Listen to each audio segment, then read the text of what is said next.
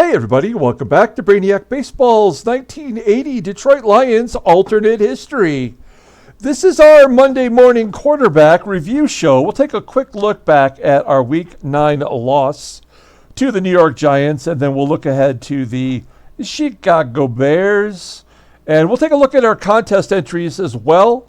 Let's start off by taking a look at the loss to the Giants. This was a huge disappointment to everyone, including myself. Very seldom do I spend a moment thinking about this game when I'm not playing it, to be honest. But then last night, I was watching the late Sunday night game, and I just couldn't get this damn game out of my head.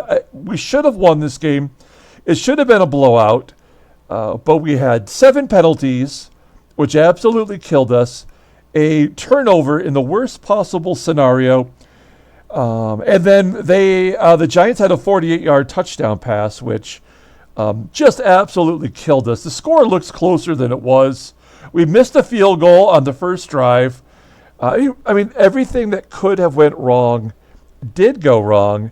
And it didn't even matter that Phil Simms, the Giants quarterback, got injured, in the last quarter. And they brought in, I think it was Scott Bruner, and he went 1 for 1. They ran the ball the whole time to run off the clock, and it was just terrible. So I don't really know how we could have done any better when there's penalties involved and injuries, and we did suffer many injuries in the game, including to our wide receiver Leonard Thompson. One of our defensive linemen got injured, but everyone is healthy from that game. We just have the injuries that took place in previous weeks to contend with. So let's take a look at the standings real quick here. Here's the NFC standings. The good news is we're only 2 games out of first place in our own division. So we're 3-6, and we are sitting at the bottom of the Central. Philadelphia has yet to lose. They're 9-0. And Atlanta and New Orleans are tied for the lead in the NFC West at 5-4. There's the AFC. Very similar standings. Pittsburgh is 7-2, while Denver and Kansas City are tied in the West, and a 3-way tie in the East. So, it's not like we're not out of it. If you take a look at the playoffs, you'll see here that we're definitely not even a wild card contender. With all the teams that are stuck at the 5-4 mark, we're going to have to jump over a bunch of our opponents here to get into the playoffs. It's going to take a little bit of luck. It's unbelievable that the Packers, despite losing their quarterback for a great period of time there, are still in it. So let's take a moment here and look at the contest results. This is for the Billy Simms autograph jersey. Nobody got a win yesterday. Everybody took the loss. Everyone took Detroit. Thank you for believing in me. I let you down.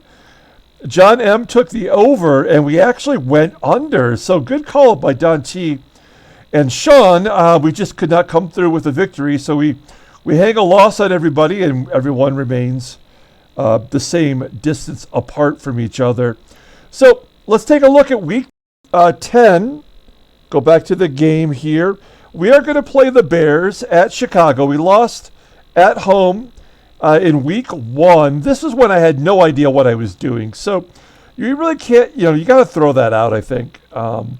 And you can see here that Chicago is going to give us 5 points at home. And then the over-under is 37. So we need to stay within 5 points of Chicago, and over-under 37. That's what you're going to be betting on for this week. Let's go ahead and take a look at the Chicago Bears. Well, let's look at our Lions first, and then we'll look at the Bears. So here is our offense here for the Detroit Lions. Gary Danielson, another disappointing game. Did not throw a touchdown pass, had that big interception. I believe he was below 50% completion percentage. We threw 41 times. I do remember that. And we were just absolutely stymied by their defense. But Danielson is healthy. That's a good news. He'll be back for next week's game. Billy Sims did not get 100 yards rushing once again. He was a little bit more effective catching the ball, had a couple good receptions in the game, and he did score our only touchdown rushing. He's got 9 now on the season, and he did not fumble, which is a plus, right? Here is Dexter Bussey. Did Bussey score the touchdown? Actually, I take it back. Dexter Bussey, I believe, scored the touchdown in that game. I've already forgotten. It was yesterday. But you can see here, he's healthy, and he's doing a good job for us as a fullback. Our tight end, David Hill.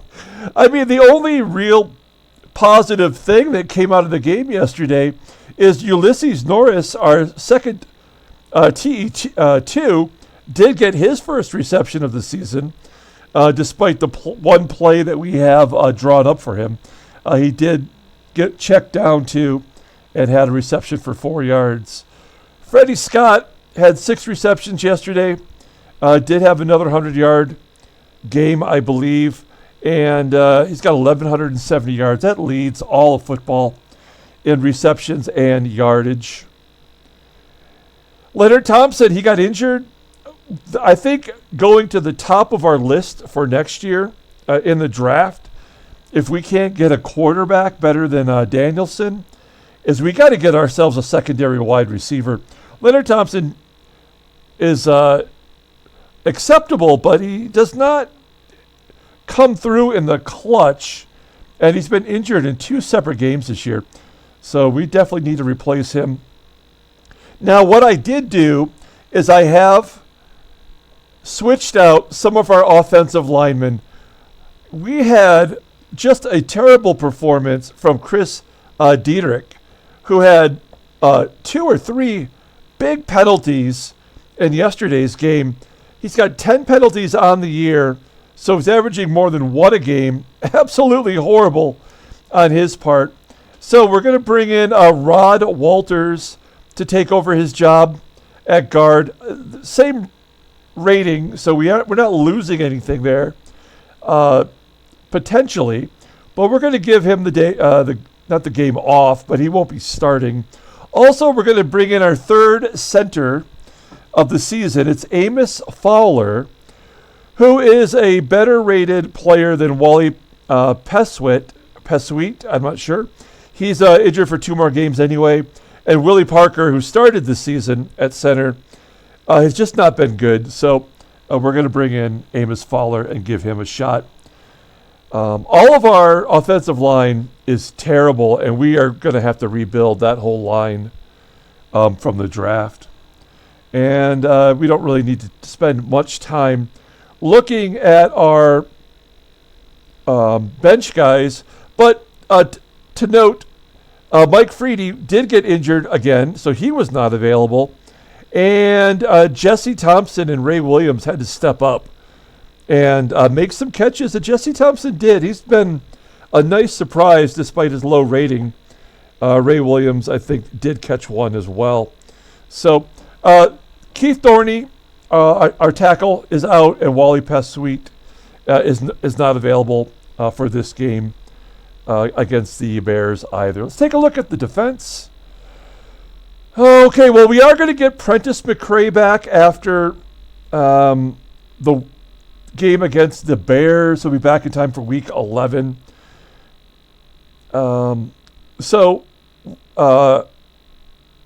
We did have a big penalty by Dave Simmons. He had a 15-yard penalty in his first start at linebacker. He's the one that's getting the job in place of Charlie Weaver, our best defensive player. And he just totally blew it. He had a 15-yard unsportsmanlike conduct penalty, and that was another really costly play. I really want to take out Al Bubba Baker. He's not producing for us, not making tackles. Hasn't had a sack since week 4. But we don't really have any other options until we get Purifoy back, and that won't be until toward the end of the year.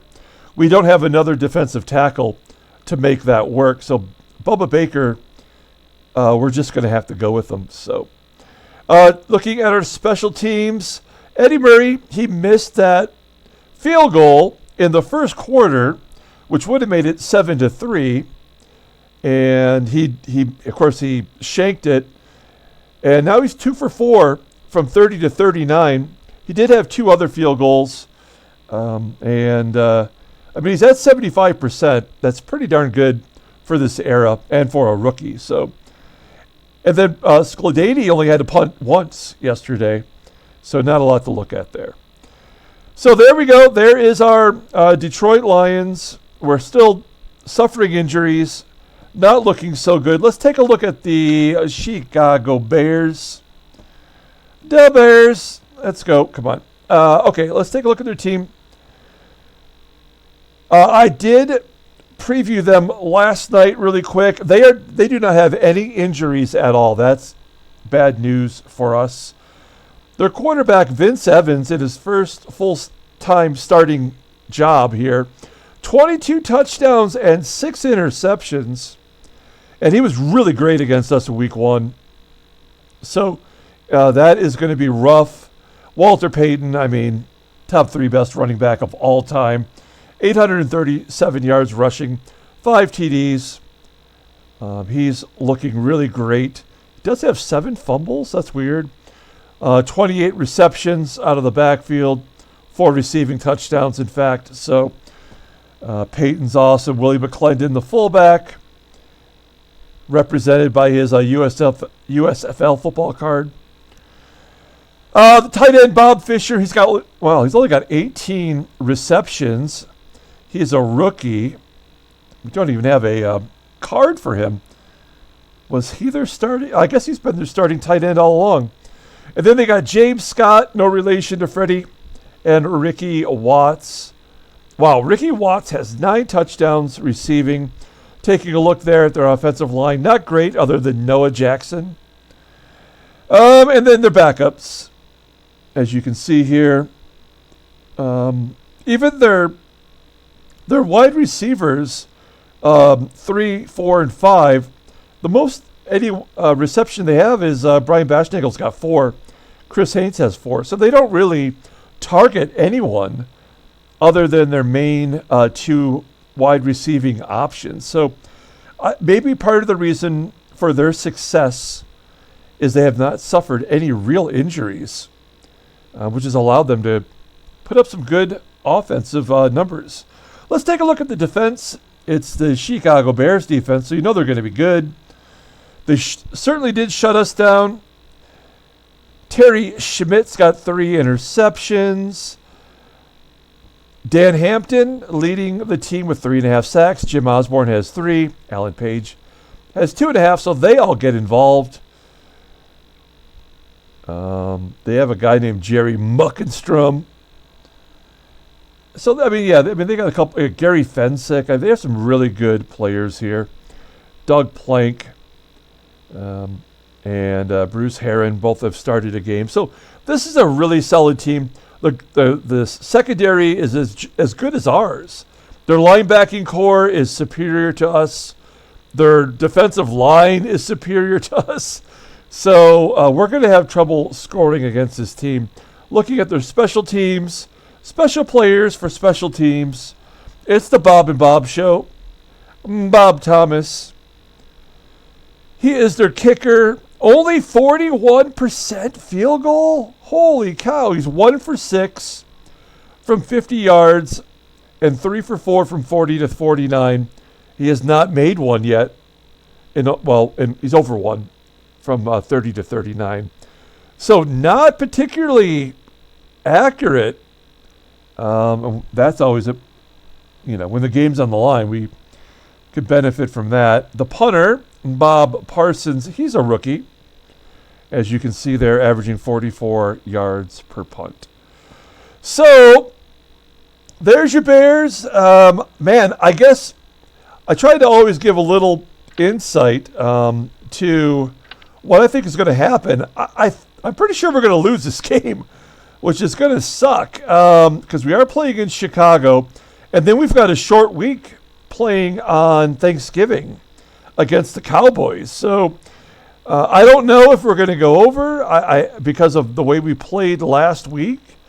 I am going to go in. I am going to the playbook, and I am going to change up some plays and try to spread the ball a little bit more through the air, more shorter patterns. Try to make it plays into the flat. Maybe take away a couple plays from David Hill. So these are some of the things I'm thinking about, and I'll probably get to work on that. But we're locking it in at Chicago, giving up 5 to Detroit. Over under at 37. Those are locked in. And for those who want to just take a second here to look at the leaders, here's the leaders for both conferences together. Doug Williams at Tampa Bay. I mean, the guy hardly ever throws the ball. That's why his quarterback rating is so high. You're definitely not going to see Danielson on there. Vince Evans is on there. Most rushing yards, Billy Sims is ranked 3rd. Walter Payton is ranked 5th. Receiving yards, Freddie Scott way ahead of everybody else at this point. Steve Largent in there. John Stallworth, a big John Stallworth fan. And then the sack leader is Rulon Jones. There he is, rookie for the Broncos. Al Baker's not even on the list anymore. This is Mark Gastineau from the New York Sack Exchange. So there's just a quick look at the leaders through Week 9. We're heading into Week 10. We're on the home stretch already, which is hard to believe. But we definitely have a chance to win the division. And getting a victory over Chicago in Week 10 will definitely propel us toward the top of the division. So we need to make that happen. That's going to do it for today. We are going to come back this Sunday with Week 10 against the Bears. Until then, everyone, have a great day.